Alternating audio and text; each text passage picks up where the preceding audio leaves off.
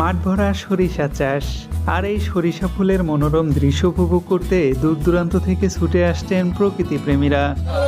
সকাল দুপুর এমনকি সন্ধ্যা পর্যন্ত সব বয়সী মানুষ ছুটে আসছেন সরিষা ফুলের মনোরম দৃশ্য উপভোগ করতে।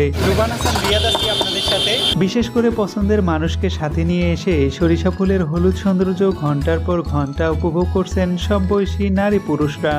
সবাই এসেই সরিষা ফুলের সৌন্দর্যের প্রেমে পড়ে সেটি ফ্রেমে বন্দি করছেন নিজের সাথে।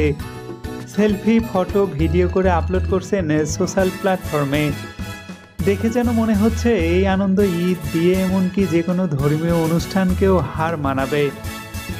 সরিষা ফুলের এই মুগ্ধতা মন ছুঁয়ে দিয়েছে সবার। নিজের মনকে একটু প্রশান্তি ছোঁয়া দিতে পরিবার সমেত এসেছি সরিষা ফুল দেখতে। প্রকৃতির এই সুন্দর দৃশ্য দেখে মন পরিতৃপ্ত। উত্তরের জনপদ গাইবান্ধা জেলার মাঠ জুড়ে সরিষার চাষ হয়েছে 16,554 হেক্টর জমিতে। এই সরিষা ফুলের হলুদ আভা ছড়িয়ে গেছে গাইবান্ধার ফসলি মাঠ জুড়ে, যা গত বছরের তুলনায় 1,354 হেক্টর বেশি।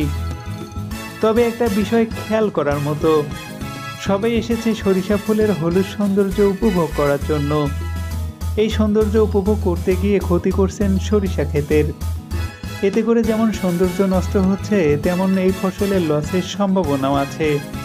এই বিষয়টি খেয়াল রেখে সবাই ঘুরতে যাবেন।